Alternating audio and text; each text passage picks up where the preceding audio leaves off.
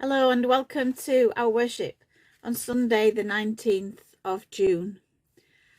I have to say that this week I'm kind of struggling a bit with where to come from with the service, so I've probably gone off the lectionary to a certain extent, and just for us to think a little bit more about how we say we love God, how God shows his love to us, and how we say we love God.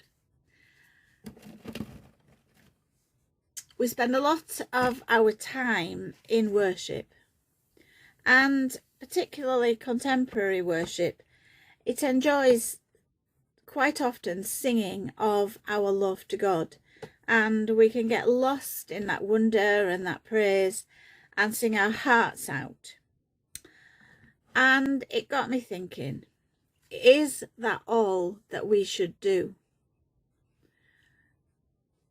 How else can we say we love God? And I came across a book, as always. It's called Dancing Birds and Singing Apes. And I used this as an illustration in a baptism service recently, to explain to the child that baptism, or the family, that baptism is all about showing God's love and care for the child or whoever it is that is being baptized. And words are not enough. I think words are not enough. They're one thing, and we do have to say them. So if you are with somebody now watching this, just tell them you love them. If not, the next person you meet, tell them that you love them.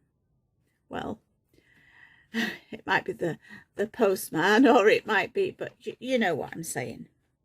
So this book, Dancing Birds and Singing Apes, goes to the animal world to actually look at the different ways in which animals say they love one another.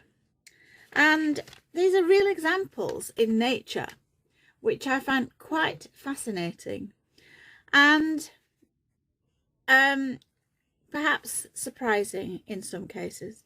I'm not going to go through all the different examples, but I just want to share one or two with you. First of all, the pufferfish, you know, the fish that puffs itself up.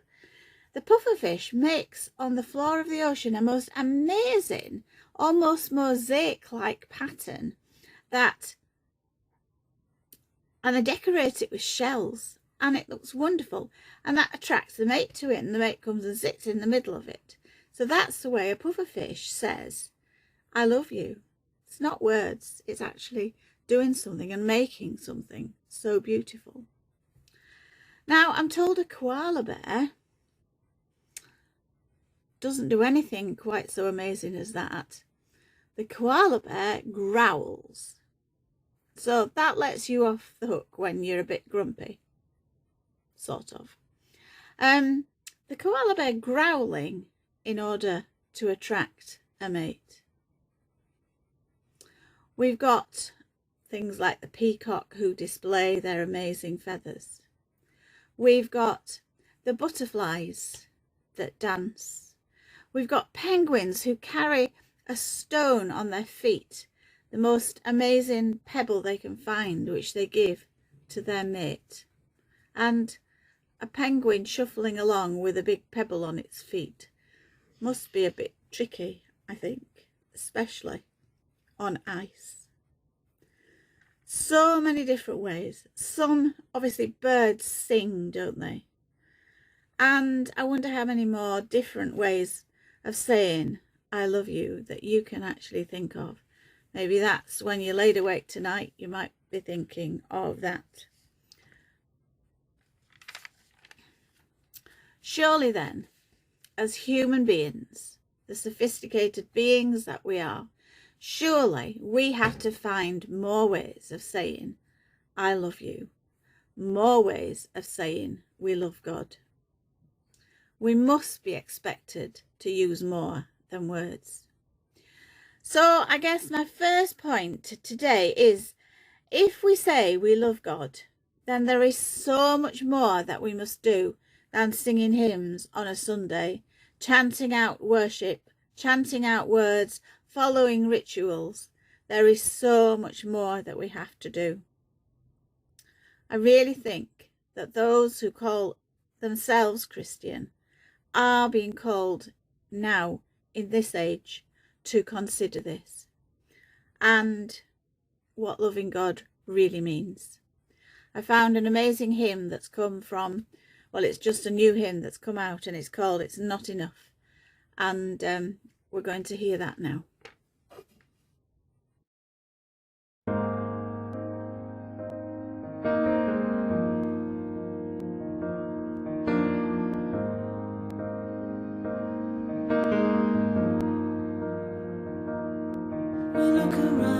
And we see the world as it's not meant to be.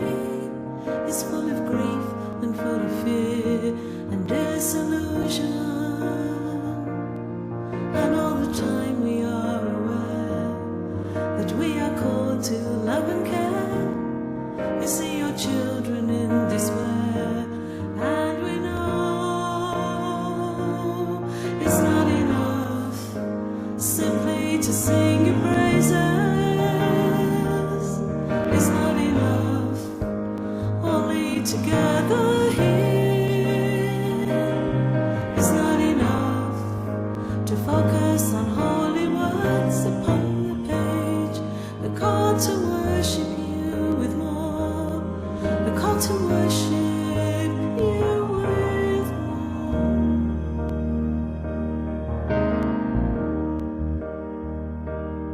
How do we move beyond the space, enabling others through your grace, not just with words but through our care and our actions? Connect with our community to look beyond the boundary of what we think and we believe. Then we'll know it's not enough simply to sing your praises. It's not enough only to gather here. It's not enough to focus on holy words upon the page. The call to worship you with more. The call to worship you with more.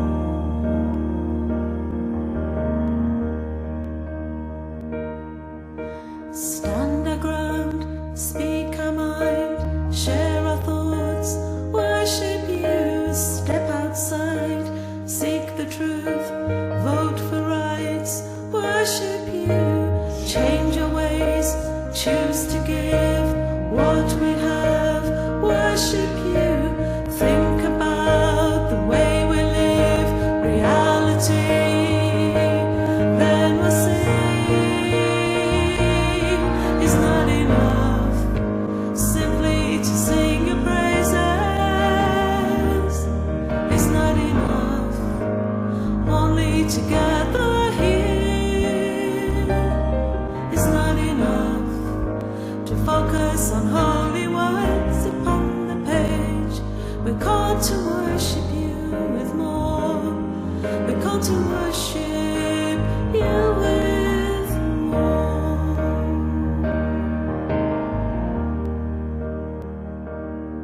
And now we know what we're to do in stepping up to follow you, to pay attention to the truths that surround us, to look beyond the rhetoric, the selfish plans and politics, to choose integrity and love, 'cause we know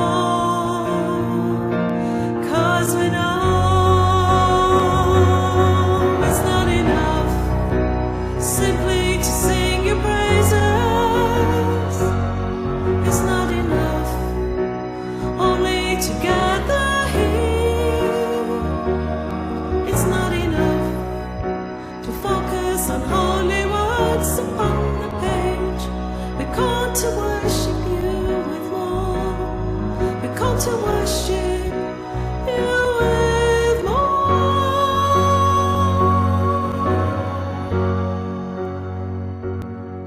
We're called to worship you with more. We're called to worship you with more.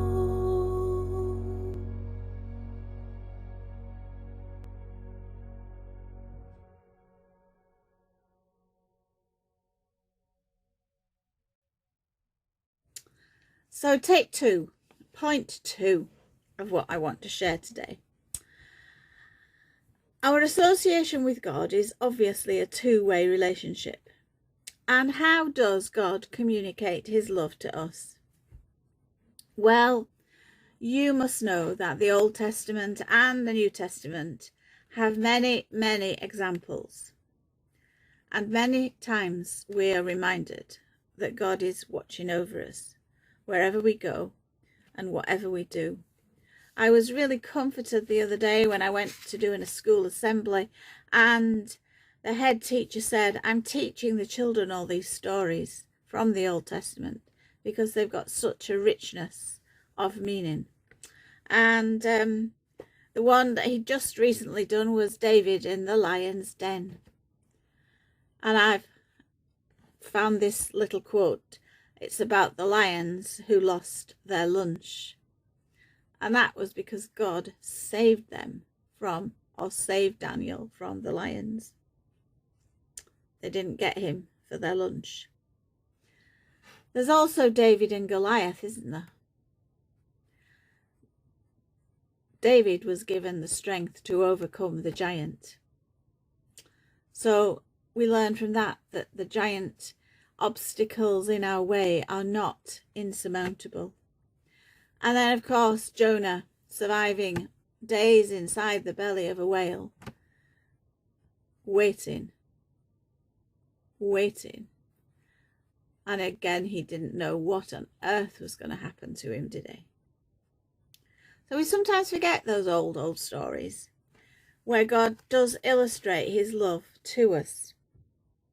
And then along comes Jesus, healing, taking notice, listening, valuing everyone, reaching out, all included in the touch that Jesus offers us, showing his love for us.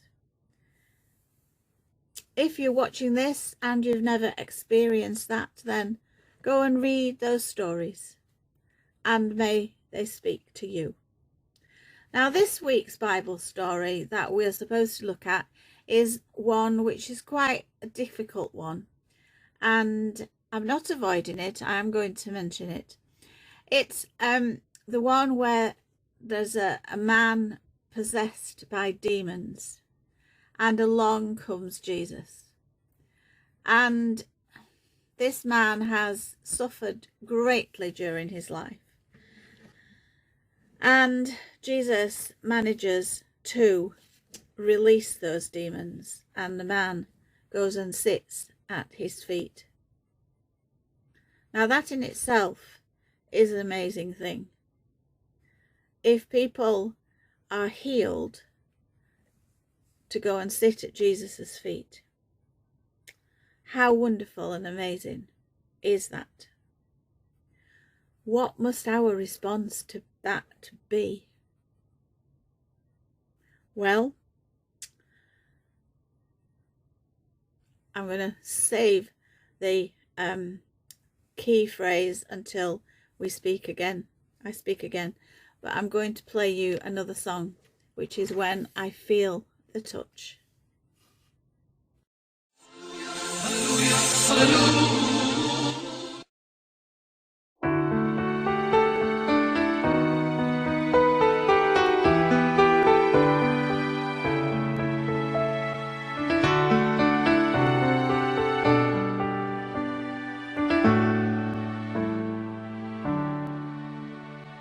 When I feel the touch of your hand upon my life, it causes me to sing a song that I love you, Lord. So from deep within, my spirit singeth unto thee. You are my King, you are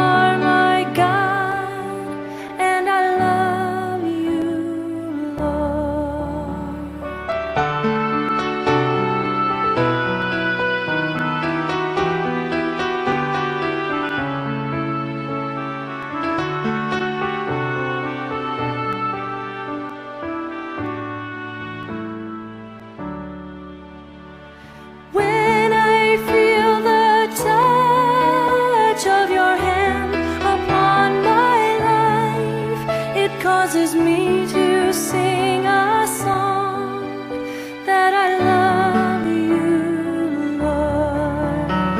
So from deep within my spirit singeth unto thee. You are my King, you are my God, and I love you, Lord.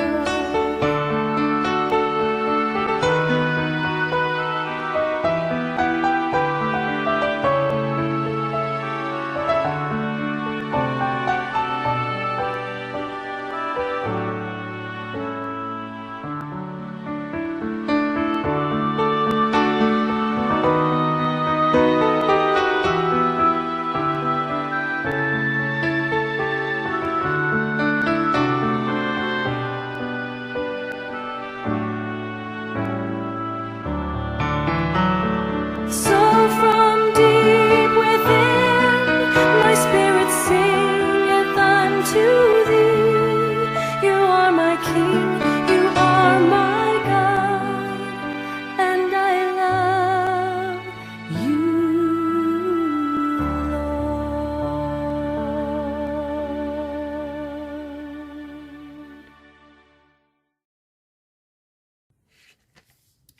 So, we have considered how we can say we love God.